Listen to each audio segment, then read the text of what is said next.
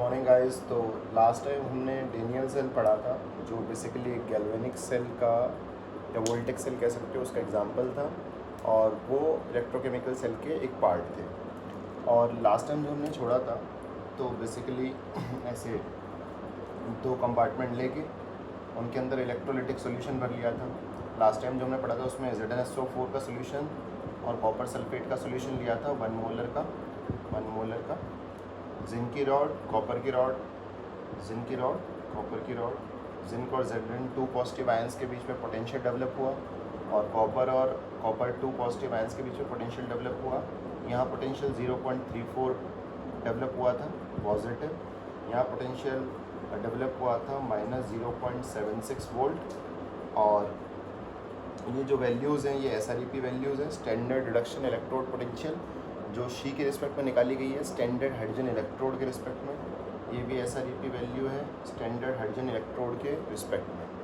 और यहाँ जो पोटेंशियल है, वहाँ जो पोटेंशियल है, वो दोनों पोटेंशियल के बीच का जो डिफरेंस है वो हमारा कहलाता है E0 सेल। क्या कहलाता है? E0 cell. बोले तो potential difference created in the two beakers, और उस पोटेंशियल डिफरेंस का यूज़ करके हम वर्क डन करवाएंगे इन दोनों को कनेक्ट करके।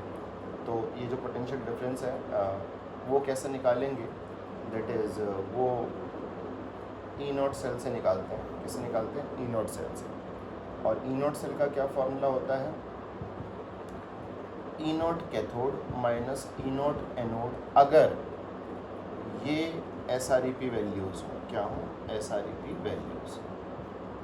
फॉर एग्ज़ाम्पल, जैसे इसका SREP वैल्यू 0.76 है और इसका SREP वैल्यू 0.34 वोल्ट है। तो इस फॉर्मूले के अकॉर्डिंग कैथोड का मतलब कॉपर क्यों कैथोड है? क्योंकि आपको पता है कि इसका SREP ज़्यादा है तो इलेक्ट्रॉन गेन करेगा, और इसका SREP कम है तो इलेक्ट्रॉन लूज़ करेगा। Got it? तो वो गेन करेगा, और गेन करने वाले को हम क्या कहते हैं? जिस टर्मिनल पे गेन होता है कैथोड, और जिस इलेक्ट्रोड पे लूज़ होता है वो क्या कहलाता है? एनोड। है कि नहीं? रिमेंबर, यहाँ पे फ़िलहाल इस पर नेगेटिव चार्ज था। क्यों? क्योंकि यहाँ से इलेक्ट्रॉनिक मूवमेंट हो रही है, तो बैटरी में जहाँ से इलेक्ट्रॉनिक मूवमेंट होती है वो नेगेटिव पोटेंशियल अज्यूम किया जाता है, और जहाँ पे जा रहा होता है वो पॉजिटिव पोटेंशियल, बोले तो low potential, high potential to low potential जा रहा है। ठीक है? और यहाँ से आउटपुट निकलता था जो लोड रेजिस्टेंस से पास करवा के हम करंट की फॉर्म में चेंज कर लेते। तो वो आउटपुट निकालनी है। हमारा मेन फॉर्म क्या है, मतलब मेन प्रॉब्लम क्या है कि आउटपुट निकालनी है। कि आउटपुट कैसे निकालते हैं? आउटपुट को बोलते क्या है? EMF, electromotive force, which is kind of a voltage, कि इस पूरे सेल की वर्किंग के थ्रू कितना वोल्टेज क्रिएट हुआ। तो पोटेंशियल कितना क्रिएट हुआ? इतना। मतलब पोटेंशियल डिफरेंस जो क्रिएट हुआ कितना हुआ? इतना। दैट इज़, अगर E0 कैथोड हमें देखेंगे तो SREP वैल्यू तो 0.34 है, और माइनस आएगा बीच में फॉर्मूले के अकॉर्डिंग, और इसका जो आपका E0 एनोड है SREP वो कितना है? -0.76। तो सॉल्व करके क्या आएगा? 0.34 plus 0.76 which is 1.10 volt. Got it? Clear है? तो इस तरीके से E0 सेल निकालते हैं। E0 सेल आउटपुट नहीं है, E0 सेल पोटेंशियल डिफरेंस है। क्या है? पोटेंशियल डिफरेंस तो दोनों इलेक्ट्रोड के बीच में क्या है? जनरेट हुआ है। ये किस टाइप के इलेक्ट्रोड्स हैं? मेटल आयन इलेक्ट्रोड्स, क्योंकि ऊपर मेटल है और नीचे मेटल का आयन है। तो metal ion electrode, metal ion electrodes. तो मेटल आयन इलेक्ट्रोड्स के बीच का डिफरेंस अगर SREP वैल्यू पता हो तो कैसे निकलती है? E0 cathode minus E0 anode. E0 का मतलब है SREP वैल्यू। ठीक है? ये फॉर्मूले को हम चेंज भी कर सकते हैं। फॉर एग्जांपल, अगर कल को यहाँ पे दोनों का SREP नहीं दे रखा था, SOEP दे रखा होता, तो क्या होता है? SREP की जगह SOEP दे रखा है तो यहाँ SOEP हो जाता, तो ये माइनस का प्लस हो जाता, और यहाँ SREP की जगह SOEP हो जाता तो प्लस का क्या हो जाता? माइनस। क्योंकि आपको तो पता है SREP is negative of SOEP, है ना, दोनों के बीच में। बस इस फॉर्मूले में क्या चेंज हो आता है? इस फॉर्मूले में ये चेंज आता है कि अगर ये दोनों SOEP वैल्यू दे रखे हैं तो यहाँ पे फॉर्मूले में E0 anode minus E0 cathode आ जाएगा। तो E0 एनोड की बात करते हैं। एनोड ये वाला टर्मिनल है, तो इसका E0 कितना है? अगर SOEP है 0.76 प्लस में, तो यहाँ 0.76 प्लस में आ जाएगा, माइनस तो रहेगा ही बीच में। और वहाँ पे SOEP कैथोड का जो है वो कितना है? कैथोड हो रहा, तो कैथोड का SOEP -0.34 वोल्ट हो गया, तो यहाँ पे -0.34 वोल्ट आ गया। तो फिर दोबारा से अगर हम सॉल्व करेंगे इसे तो आंसर तो फिर दोबारा कितना आ रहा है 1.10 वोल्ट सेम आ गया। तो सिंपली अगर दोनों का SOEP वैल्यू दे रखा है तो एनोड माइनस कैथोड करेंगे, SREP दे रखा होता तो कैथोड माइनस एनोड। अब कभी कभी ये भी हो सकता है कि जहाँ जो प्रोसेस हो रहा है वहाँ का वही पोटेंशियल दे रखा हो। फॉर एग्जांपल कि यहाँ बेसिकली क्या हो रही है, रिडक्शन हो रही है, तो यहाँ का दे दिया SREP, तो SREP से कितना होगा प्लस 0.34 जैसे कि हमें पता था। और यहाँ ऑक्सीडेशन हो रही है, तो ऑक्सीडेशन हो रही है तो इसका क्या दे दिया SOEP। इसका SOEP कितना है 0.76, क्योंकि इसका SREP माइनस 0.76 था, तो SOEP कितना हो गया प्लस 0.76। तो इस केस में जो E0 सेल निकालेंगे, दैट इज़ जो पोटेंशियल डिफरेंस क्रिएट हो रहा है दोनों के बीच का, स्टैंडर्ड सेल पोटेंशियल भी बोलते हैं इसको, क्या बोलते हैं स्टैंडर्ड सेल पोटेंशियल, उसका फॉर्मूला क्या होगा E0 anode plus E0 cathode. अब इसमें एनोड आगे लिखो चाहे कैथोड आगे लिखो कोई फर्क तो पड़ेगा नहीं क्योंकि दोनों पॉजिटिव है। तो E0 एनोड कितना है 0.76 और E0 कैथोड कितना है 0.34, तो प्लस करके कितना आया 1.10 वोल्ट। Got it. तीनों से सेम आंसर आ रहा है, तो तीनों फॉर्मूले हमें ध्यान होने चाहिए। अगर SREP दे रखा है दोनों का तो कैथोड माइनस एनोड, अगर SOEP दे रखा है दोनों का तो एनोड माइनस कैथोड, और अगर जहाँ जो हो रहा है उसका वो पोटेंशियल दे रखा है बोले तो वहाँ पे रिडक्शन हो रही है तो SREP दे रखा है, और यहाँ ऑक्सीडेशन हो रहा है तो SOEP दे रखा है, तो सिंपली एडेड और E0 सेल निकल जाएगा। अब इतना सारा कन्फ्यूज़न ना क्रिएट करने का क्या बेहतरीन तरीका है, ये बेहतरीन तरीका है कि भाई सिंपली जो भी दे रखा है SREP दे रखा है चाहे SOEP दे रखा है उसको SREP में चेंज कर लो। मतलब अगर SREP दे ही रखा है तो SREP में रहने दो, और अगर SOEP दे रखा है तो कितना टाइम लग रहा है इसके आगे माइनस लगाने में, वो क्या हो जाएगा SREP। दोनों का SREP में कि चेंज कर लो और सीधा सीधा एक फॉर्मूला याद रख लो E0 cathode minus E0 anode. क्या बात समझते हो, तो कोई उलझन ही नहीं है, बात ही खत्म हो जाएगी। तो एक फार्मूला याद रख लो, और एक फार्मूला जो आपने याद रखा है उसके बेसिस पे ये ध्यान रखना कि सारा दोनों का दोनों जो पोटेंशियल है वो किस में क्रिएट होना चाहिए, वो आपका SREP में क्रिएट होना चाहिए, ठीक है, SOEP में ना हो। अब देख के कैसे पता चलेगा कि SREP दे रखा है या SOEP दे रखा है, तो देखो बहुत सिंपल है।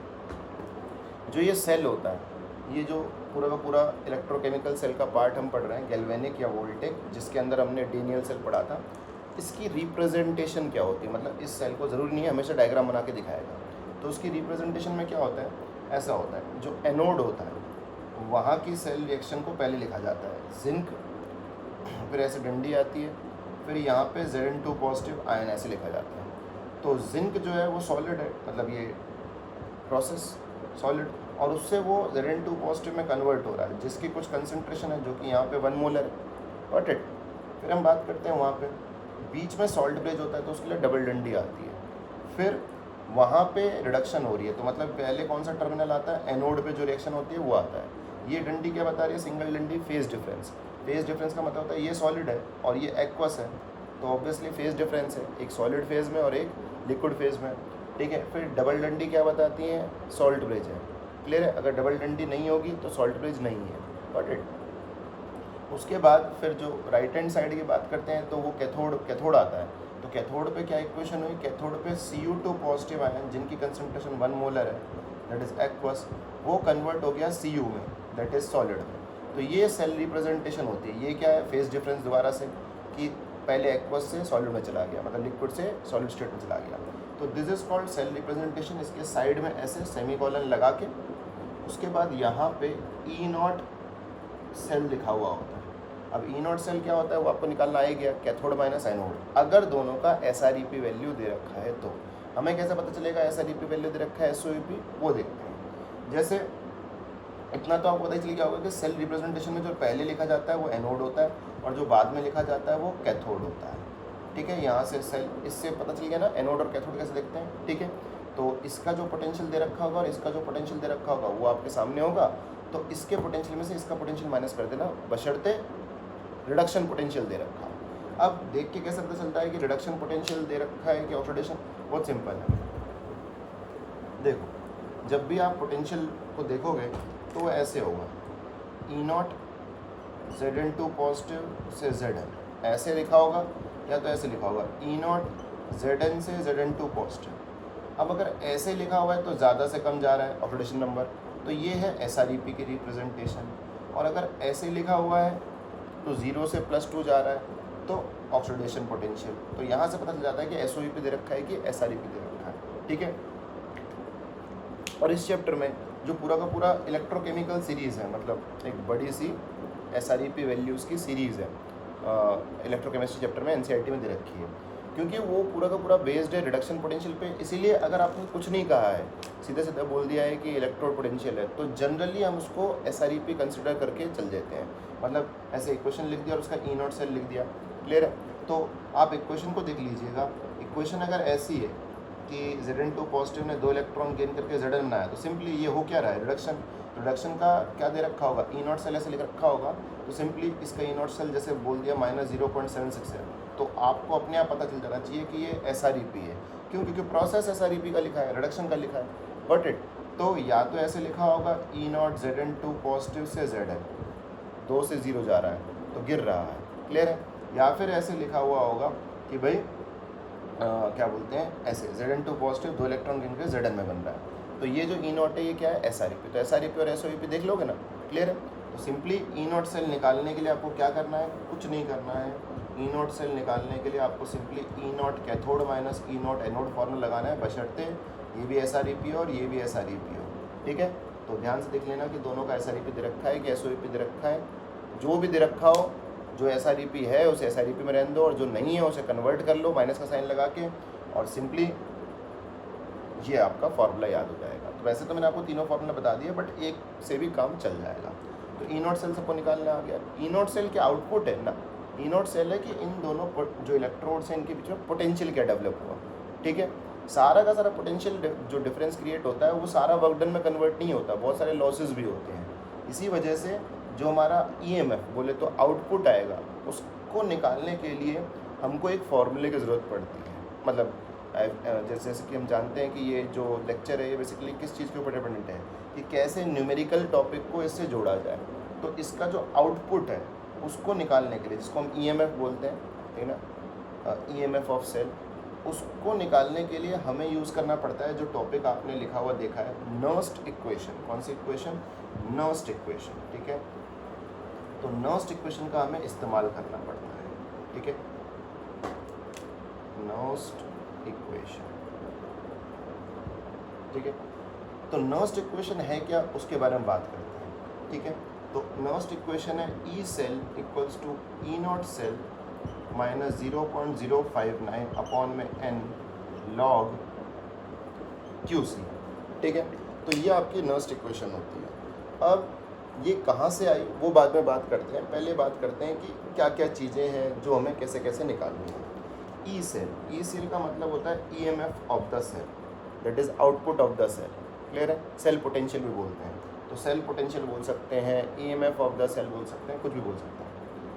ये स्टैंडर्ड सेल पोटेंशियल कह सकते हो, स्टैंडर्ड सेल पोटेंशियल, क्लियर है।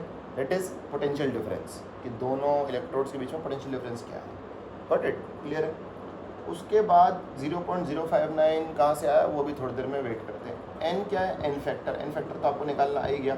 सिंपली जैसे Zn से Zn2 पॉजिटिव में कन्वर्ट हो रहा है तो n फैक्टर 2 हो गया, या Cu2 पॉजिटिव से Cu में कन्वर्ट हो रहा है तो 2 हो गया। या फिर अगर हम बात करते हैं कि एक इक्वेशन ये है और एक इक्वेशन ये है, इमेजिन करो, जस्ट इमेजिन, ठीक है, ऐसे इमेजिन कर लो। तो इसका 2 और इसका बेसिकली 3, क्लियर है। तो दोनों को बराबर करने के लिए इसको 3 और इसको 2 से मल्टीप्लाई करेंगे तभी तो ऐड हो सकती हैं, क्योंकि इलेक्ट्रॉन्स को तो बराबर करना पड़ता है ना, क्लियर है। तो यहाँ पे बेसिकली जब 3 से मल्टीप्लाई होगा तो ये 6 हो जाएगा, और यहाँ 2 से मल्टीप्लाई जब 6 होगा तो ऐड हो सकते हैं, क्लियर है। तो जब 3 से मल्टीप्लाई होगा तो यहाँ 3 आएगा, यहाँ 3 आएगा, और यहाँ 2 से मल्टीप्लाई होगा तो यहाँ 2 और 2 आएगा। तो ये 6 इलेक्ट्रॉन ऐड हो जाएंगे, और ये ऐड हो जाएंगे, और ये ऐड हो जाएंगे। तो इसका इन फैक्टर कितना आया, 3 × में 2 6 आया, क्लियर है। एन फैक्टर सबको निकालना आना चाहिए। एन फैक्टर जिसको बैलेंसिंग आती है उसको निकालना आता होगा। N factor is number of electron transferred in a reaction, clear है, overall number of electrons transferred. तो जो इन 3 Zn ने 2-2 इलेक्ट्रॉन लूज़ किए, टोटल 6 इलेक्ट्रॉन लूज़ किए, उन्हीं 6 इलेक्ट्रॉन को 2 Al3 पॉजिटिव ने 3-3 गेन कर लिया। इस प्रकार से 6 इलेक्ट्रॉन का ट्रांसफ़र हुआ और वो आपका एन फैक्टर हो गया। तो एन फैक्टर आपको निकालना आ गया, ठीक है। बाकी क्वेश्चंस करते रहेंगे तो एन फैक्टर हमारे पास निकलते रहेगा, ठीक है। फिर हम बात करते हैं कि ई सेल तो हमें निकालना ही है, दैट इज़ आउटपुट क्या है सेल की। ई नॉट सेल मैंने आपको बता दिया, ई नॉट कैथोड माइनस ई नॉट एनोड, बशर्ते दोनों SREP वैल्यू हो। और 0.059 कहाँ से आया थोड़ी देर में पता चल जाएगा, बट अभी फॉर्मूले में है तो ये होता है फॉर्मूला। आगे एन फैक्टर क्या है? एन फैक्टर है बेसिकली कितने इलेक्ट्रॉन ट्रांसफर हुए in a particular reaction overall. Log होता है, जैसे कि आपको पता है लॉग सबको आना चाहिए, तो लॉग की कुछ बेसिक चीज़ें भी आती होंगी तो बेसिकली हमारी बात बन जाएंगी। जैसे कि सबको ये पता होना चाहिए कि नेचुरल लॉग जो होता है वो बेसिकली 2.303 लॉग होता है बेस 10 वाला। ये नेचुरल लॉग क्या होता है? लॉग बेस ई वाला। क्लियर है? तो ये पता होना चाहिए, सबसे इम्पोर्टेंट है। उसके बाद ये पता होना चाहिए कि लॉग ए बी को हम लिख सकते हैं, लॉग ए बी का मतलब ए इंटू बी, मतलब 4 इंटू में 2 जैसे लिखा हुआ है, 8 को लिख सकते हैं 4 इंटू में 2, तो लॉग ए प्लस लॉग बी लिख सकते हैं। लॉग ए बाई बी को हम लिख सकते हैं लॉग ए माइनस लॉग बी, ये आपको पता होना चाहिए। और लॉग ए की पावर बी को लिख सकते हैं बी लॉग ए। ये सब चीज़ें आपको पता होनी चाहिए, ठीक है। उसके बाद कुछ बेसिक चीज़ें आपको पता होनी चाहिए, जैसे अगर हम बेस 10 वालों की बात कर रहे हैं जो कि हम नॉर्मली देखते हैं कि लॉग 10 की वैल्यू 1 होती है, लॉग 1 की वैल्यू 0 होती है। एक्चुअली में क्या होता है कि जो इसका बेस होता है लॉग का, वही अगर वैल्यू सामने आ जाए तो बेस और ये बेसिकली 1 वैल्यू दे देते हैं, ये ध्यान रखना हमेशा।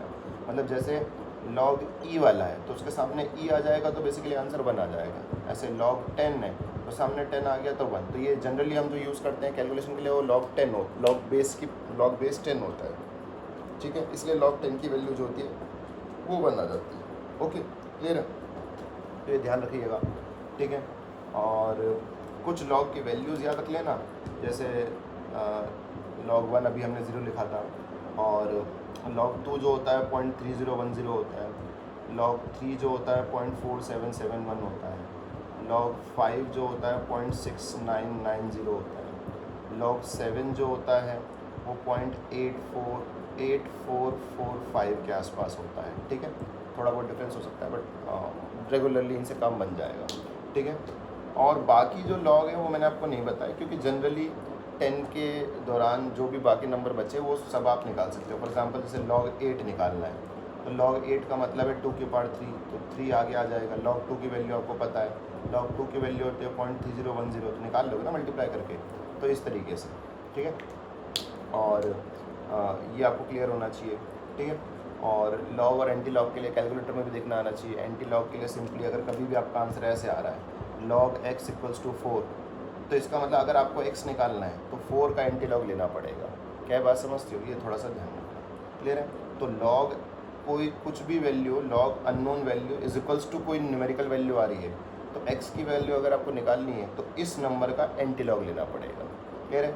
और सबसे बढ़िया क्या रहता है कि अगर ये नंबर जो है, ये नंबर एक होल नंबर है, चाहे नेगेटिव हो चाहे पॉजिटिव हो, तो x बहुत सिंपली निकल जाता है 10 की पावर में चढ़ा के सीधा। तो मतलब log x = अगर 4 है तो x क्या है 10 की पावर 4, अगर यहाँ माइनस होता तो ये -4 हो जाता। तो ये थोड़ा बहुत बेसिक बातें हैं जो आपको पता होनी चाहिए, ठीक है। फिर हम बात करते हैं QC के बारे में। जी QC क्या है? QC के लिए पहले आपको ओवरऑल इक्वेशन लिखनी आनी चाहिए, तभी QC निकलेगा। For example let us suppose कि जो हमने सेल पढ़ रखा है उस सेल के बारे में बात करते हैं। तो उसमें एनोड पे जो रिएक्शन हो रही थी वो ये हो रही थी, Zn, और Zn जो है वो 2 इलेक्ट्रॉन को लूज़ कर रहा था और Zn2 पॉजिटिव में चेंज हो रहा था। ये एनोड की इक्वेशन थी। और कैथोड पे क्या हो रहा था कि Cu2 पॉजिटिव 2 इलेक्ट्रॉन को गेन कर रहा था और Cu में कन्वर्ट हो रहा था, क्लियर है? जो Cu2 पॉजिटिव वाला सोल्यूशन था वो 1 मोलर था और जो Zn2 पॉजिटिव वाला था वो 1 मोलर था।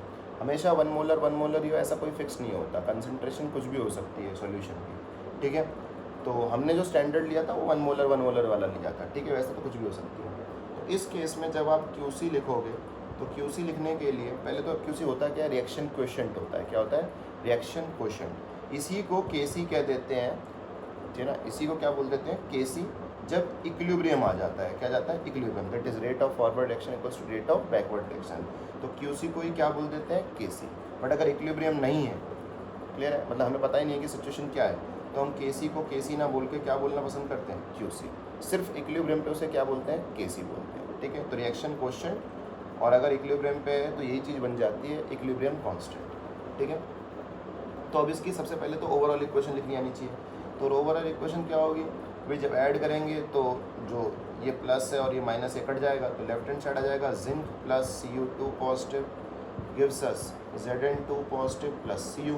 अब ये तो सॉलिड है, रॉड है, ये भी सॉलिड है, रॉड है, तो Qc लिखते वक्त जैसे कि आपको पता है इक्विलिब्रियम आपने पढ़ा होगा, तो प्रोडक्ट अपॉन में रिएक्टेंट की कंसंट्रेशन आता है, तो वहाँ पे Zn2 पॉजिटिव की कंसंट्रेशन अपॉन में Cu2 पॉजिटिव की कंसंट्रेशन आ जाएगी। गॉट इट, जितनी भी वैल्यू और डाल देना, जैसे इस केस में 1 मोलर और 1 मोलर है, तो 1/1 डाल दिया तो 1 आ गया, तो log 1 0, मतलब ये सारा खत्म हो जाएगा, जो ई नॉट सेल होगा वो आपका क्या आ जाएगा, ई सेल हो जाएगा। क्या ये बात समझते हो? ठीक है, ये ध्यान रखने का है। ठीक है, और एक एग्जांपल पढ़ लेते हैं। जैसे कभी मान लो जैसे ये मान लो कि Zn एनोड पे रिएक्शन हो रही है कि Zn जो है वो 2 इलेक्ट्रॉन को लूज़ करके Zn2 पॉजिटिव बन रहा है, और ये 2 मोलर है, लेट अस सपोज। और कैथोड पे क्या रिएक्शन हो रही है कि Ag पॉजिटिव 1 इलेक्ट्रॉन को गेन करके Ag बन रहा है, और Ag पॉजिटिव का जो सोल्यूशन है सिल्वर नाइट्रेट कुछ भी मान लो, वो है आपका 2 मोलर का।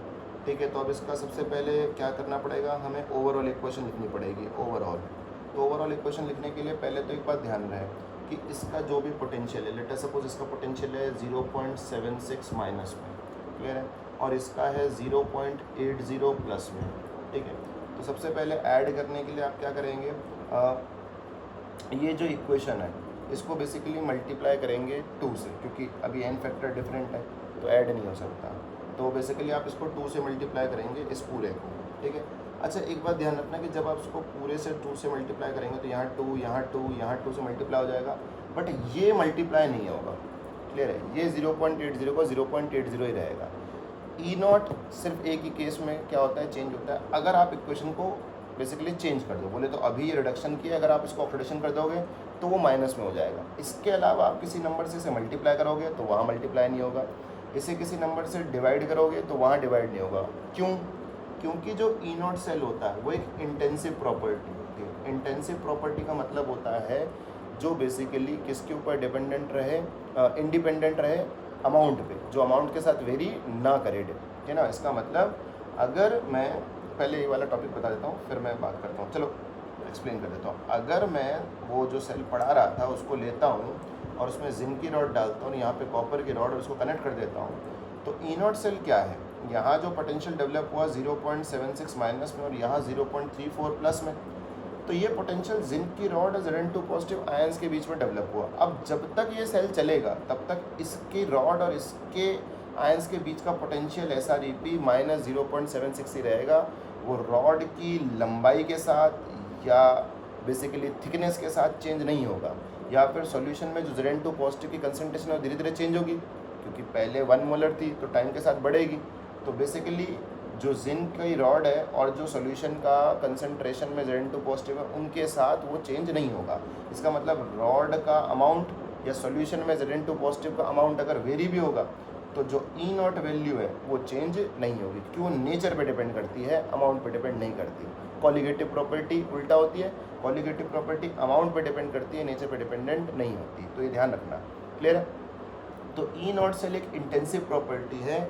इंटेंसिव प्रॉपर्टी का मतलब होता है जो अमाउंट के साथ चेंज नहीं होगी। इसका मतलब जिंक की रॉड कितनी भी बड़ी ले लो, जिंक का सोल्यूशन कितने भी कंसंट्रेशन का ले लो, उनके बीच का जो पोटेंशियल डेवलप होगा वो माइनस 0.76 ही रहेगा SrEp के लिए।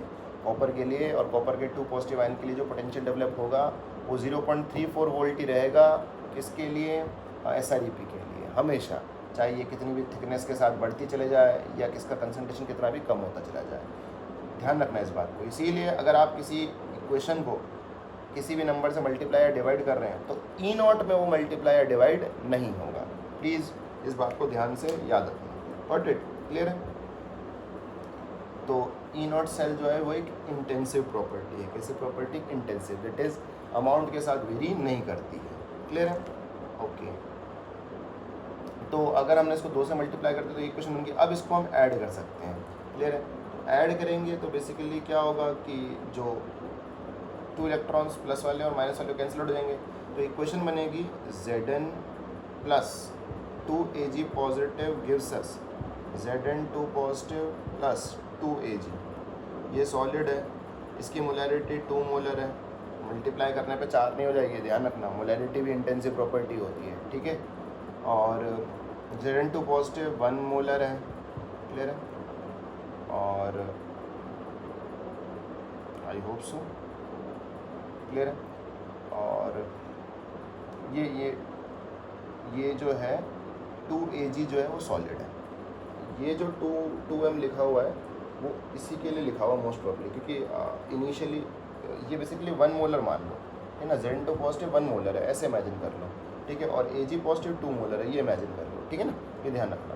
सेम लेंगे तो कोई दिक्कत तो नहीं होगी, मर्जी है आपकी। फिर हम मैं जो एग्जांपल ले रहा हूँ उसमें ये 1 ले लेते हैं, ये 2 ले लेते हैं। आपको लेना तो वो 2 ले लो, ये भी 2 ले लो, उससे कोई खास दिक्कत नहीं आएगी, ठीक है। तो लेट अस सपोज कि हमने 1 लिया है, तो ये हमारी QC बन गई, मतलब QC के लिए इक्वेशन बन गई, दैट इज़ ओवरऑल इक्वेशन। अब इसमें सॉलिड तो बेसिकली आपको पता है कि जब हम इक्विलिब्रियम कांस्टेंट या QC लिखते हैं तो जितने भी ऐसी चीज़ें होती हैं जो सॉलिड होती हैं या प्योर लिक्विड होती हैं, उनका एक्टिव मास हम 1 लेके चल लेते हैं या कांस्टेंट लेके चल लेते हैं, ठीक है। जो होता नहीं है एक्चुअली हम ले लेते हैं। बचता क्या है, या तो गैसियस चीज़ें बचती हैं या तो हमारी एक्वस चीज़ें बचती हैं। बट इट क्लियर है। तो इसका जो QC आएगा वो बेसिकली क्या आएगा, इसका QC आएगा Zn2 पॉजिटिव की कंसंट्रेशन अपॉन में Ag पॉजिटिव की कंसंट्रेशन का स्क्वायर, बोले तो स्टोइचियोमेट्रिक कोफिशिएंट पावर में चढ़ जाएगा। वैल्यू डाल देना, जब Zn2 पॉजिटिव की जगह 1 मोलर डाल देना, Ag पॉजिटिव की जगह 2 मोलर डाल देना, तो आंसर आ जाएगा 1/4, क्योंकि 1 अपॉन में 2 का स्क्वायर 4 हो गया। तो इस तरीके से QC निकालते हैं। जिसने भी इक्विलिब्रियम पढ़ा है उसको QC निकालना आता है, उसको कोई दिक्कत नहीं है, ये उससे जुड़ गया।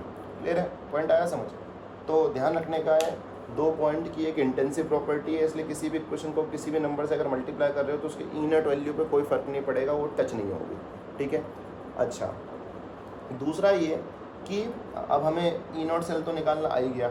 0.059 कहाँ से आ रहा है बस थोड़ी देर में पता चल जाएगा। एन फैक्टर आपको क्या है, इस इक्वेशन का एन फैक्टर क्या है, 2, क्योंकि जो एक जिंक ने 2 इलेक्ट्रॉन लूज़ किए उसे 2 Ag पॉजिटिव ने एक गेन कर लिया।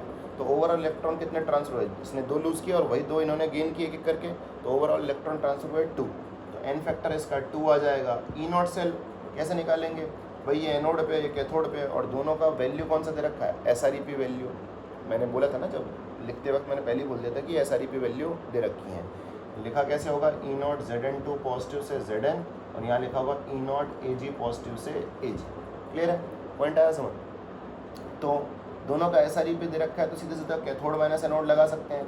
तो 0.80 माइनस 0.76, मतलब माइनस 0.76 करेंगे, तो इसमें से 0.80 में से माइनस करेंगे -0.76, तो अल्टीमेटली ये माइनस माइनस प्लस हो जाएगा और टोटल आ जाएगा 1.56।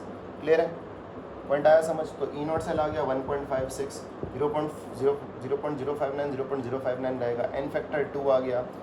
लॉग होता है। QC क्या है, QC अभी हमने निकाल के देखा कि इस केस में QC आ रहा था 1/4, तो यहाँ 1/4 लिख देंगे, सॉल्व कर देंगे, आंसर आ जाएगा। log 1/4 तो सॉल्व करना आता ही होगा। log 1/4 को लिख सकते हैं log 1 माइनस log 4। log 1 की वैल्यू कितनी होती है 0, और log 4 की वैल्यू क्या होगी 2 की पावर 2 आगे आ जाएगा, तो 2 इंटू में 0.3010, तो log 1 मतलब 0 में से माइनस करेंगे आपका 0.3010 इंटू में 2, मतलब कि 0.6020, तो माइनस में आ जाएगा। वो माइनस वाला जो वैल्यू आएगा और ये माइनस प्लस हो जाएंगे। यहाँ एन फैक्टर 2 है तो वो 2 से डिवाइड हो जाएगा, तो फिर 0.3010 आ जाएगा, वो इससे मल्टीप्लाई हो जाएगा और फिर E0 सेल से प्लस हो जाएगा, क्योंकि ये माइनस प्लस बन चुका है। ठीक है, तो इस तरीके से आपका ये पूरा का पूरा केस बनेगा। तो आप सबको बेसिकली नर्स्ट इक्वेशन लिखनी आ गई किसी भी इक्वेशन के लिए, ध्यान रहेगा पक्का, ठीक है। तो ये क्लियर रहना चाहिए। अच्छा, एक बात पता करते हैं कि E0 सेल एक्चुअली में बताता क्या है, E0 सेल निकालने का क्या फ़ायदा है। E0 सेल क्या है कि E0 सेल जो होता है वो बेसिकली ये बताता है, अगर ये पॉजिटिव आता है तो बेसिकली इससे ये पता चलता है कि जो कनेक्शंस हैं, कनेक्शंस वो सही की हैं, मतलब जिसको कैथोड होना चाहिए था वो कैथोड पे और जिसको एनोड होना चाहिए था वो एनोड पे है। और अगर E0 सेल नेगेटिव आ जाता है तो इसका मतलब कनेक्शंस जो हैं वो आपने रॉन्ग कर दिए हैं, मतलब कैथोड को एनोड बना रखा है और एनोड को क्या बना रखा है कैथोड। क्या बात समझते हो, पॉइंट आया समझ। तो नॉन फिजिबल फिजिबल के ऊपर बात आ जाती है। गॉट इट, क्लियर है। और सबसे बड़ी बात जो होती है कि ये एक्चुअली डेल्टा G0 से जुड़े होते हैं। Minus NF E naught cell से अकॉर्डिंग टू थर्मोडाइनमिक्स। तो अगर ई नॉट सेल पॉजिटिव होगा तभी तो डेल्टा जी क्या होगा, नेगेटिव। क्लियर है। और डेल्टा जी जब नेगेटिव होता है बोले तो डेल्टा जी नॉट नेगेटिव हो गया तो स्पॉन्टेनियस। और अगर ई नॉट सेल नेगेटिव होगा बोले तो ये अगर नेगेटिव है तो नेगेटिव नेगेटिव प्लस पॉजिटिव हो जाएंगे, तो डेल्टा जी नॉट अगर पॉजिटिव आ गया तो नॉन स्पॉन्टेनियस। इस तरीके से आप सोच सकते हैं। क्या बात समझते हो? क्लियर है, डन। तो ई नॉट सेल का पॉजिटिव आना का मतलब है कि सेल कनेक्शन सही है, जिसको एनोड होना चाहिए तो वो एनोड है, जो कैथोड रहते हो कैथोड है। और अगर ई नॉट सेल आपका नेगेटिव आ गया तो मतलब कनेक्शन आपने उल्टे कर दिया, आप उसको रिवर्स मार के सही कर दो। Got it? क्लियर है, ये ध्यान रखने का, ठीक है।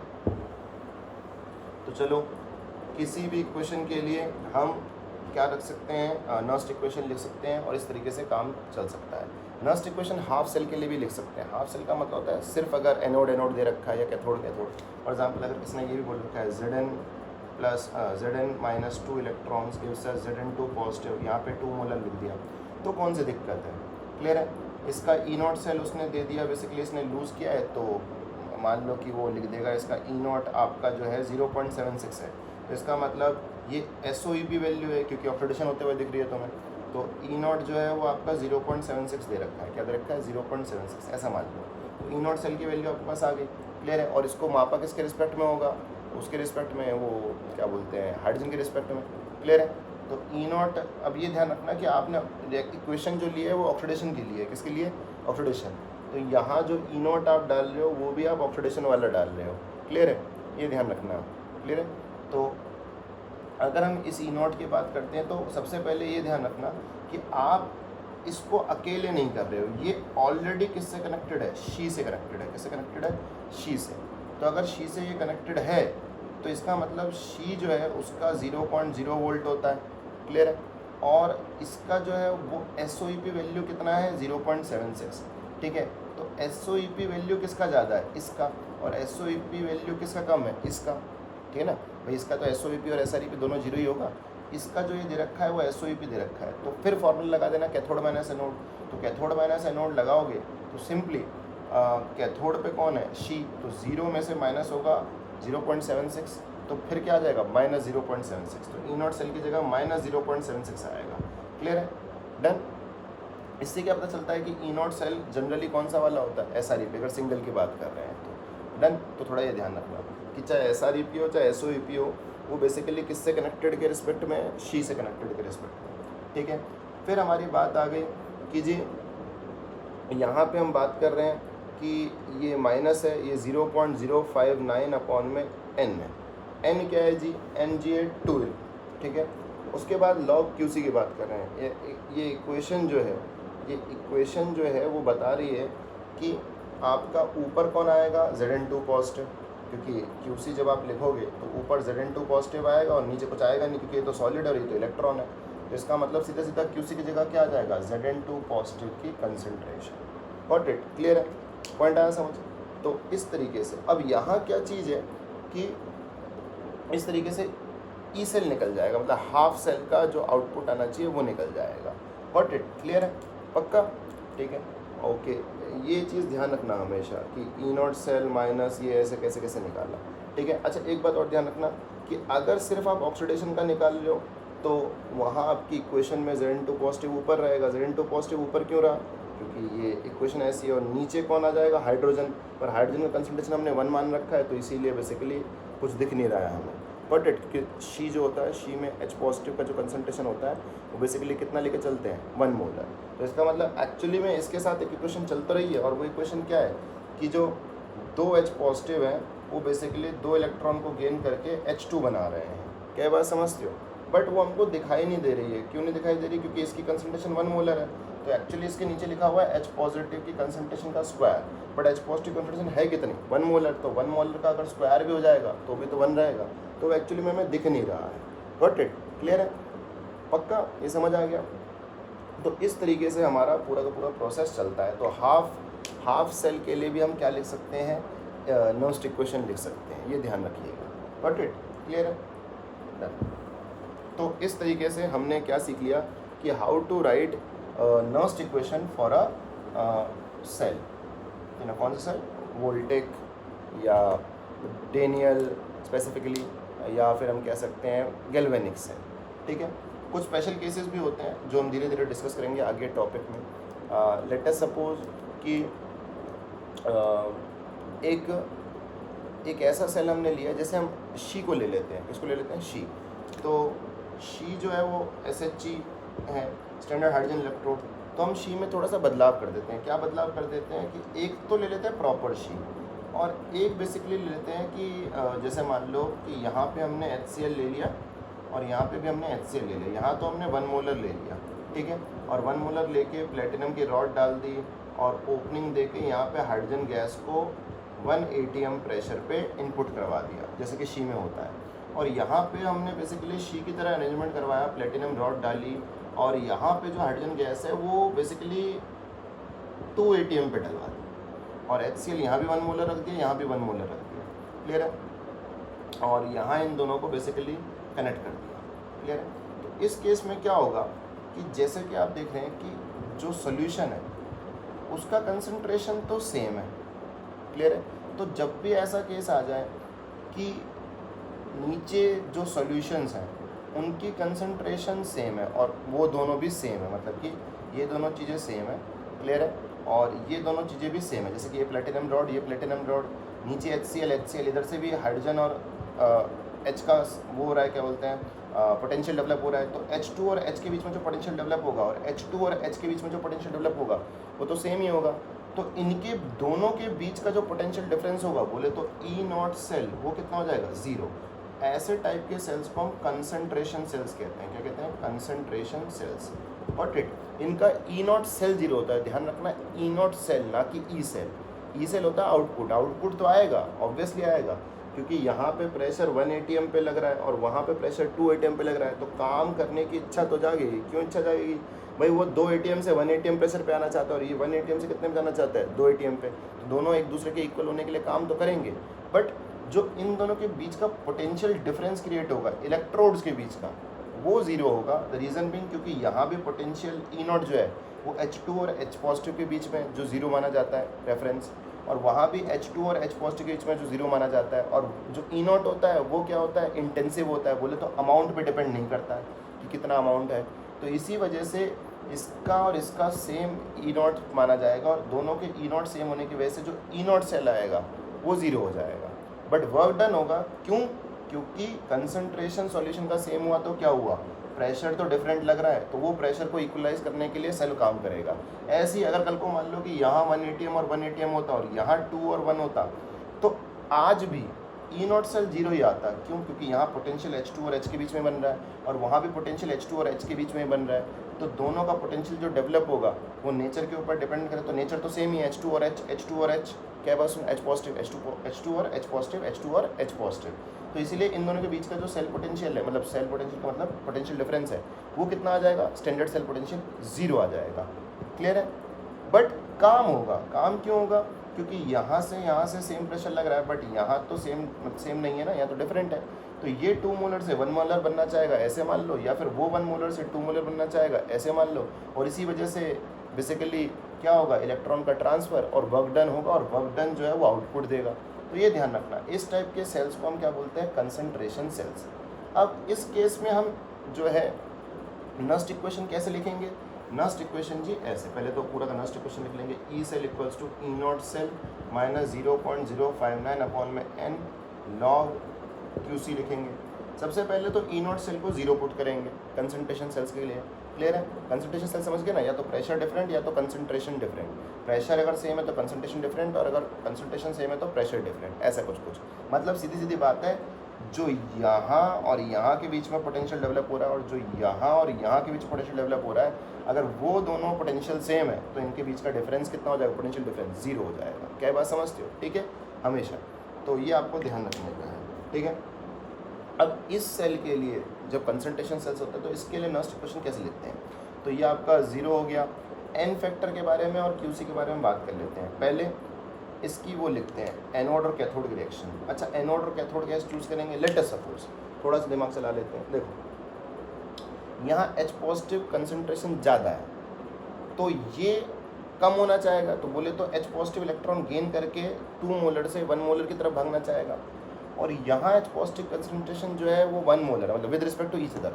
तो ये 1 से 2 होना चाहेगा, तो मतलब यहाँ जो है H पॉजिटिव ज़्यादा होना चाहेंगे, तो इसका मतलब यहाँ जो हाइड्रोजन गैस आ रही है वो बेसिकली किस में कन्वर्ट होना चाहेगी, H पॉजिटिव में, और यहाँ हाइड्रोजन गैस जो आ रही है वो H पॉजिटिव में कन्वर्ट होने की जगह H पॉजिटिव हाइड्रोजन गैस की जगह कन्वर्ट होना चाहेंगे। तो यहाँ H पॉजिटिव की कंसंट्रेशन उससे ज़्यादा होने की वजह से ये कम होना चाहेगा उसके रिस्पेक्ट में, और वो इसके रिस्पेक्ट में बढ़ना चाहेगा। तो H पॉजिटिव बढ़ाने के लिए आपको H2 को क्या करना पड़ेगा, H पॉजिटिव में कन्वर्ट करना पड़ेगा। तो यहाँ तो होगी ऑक्सीडेशन, और यहाँ H पॉजिटिव आयन को किस में कन्वर्ट करना पड़ेगा, H2 में, तो यहाँ पे होगी रिडक्शन। Got it. तो यहाँ रिडक्शन और वहाँ पे क्या होगी, ऑक्सीडेशन होगी। तो इसका मतलब ये आपका कैथोड की तरह काम करेगा और ये आपका एनोड की तरह काम करेगा। क्लियर है, फॉर्मूला वही चलेगा ई नॉट सेल निकालने का, that is cathode minus anode. But यहाँ कोई फर्क ही नहीं पड़ेगा क्योंकि कंसंट्रेशन सेल में ई नॉट सेल क्या होता है, जीरो। अब जीरो माइनस और प्लस तो होता नहीं है, तो जीरो जीरो होता है। क्या बात समझ आ गई। अब चलते हैं आगे।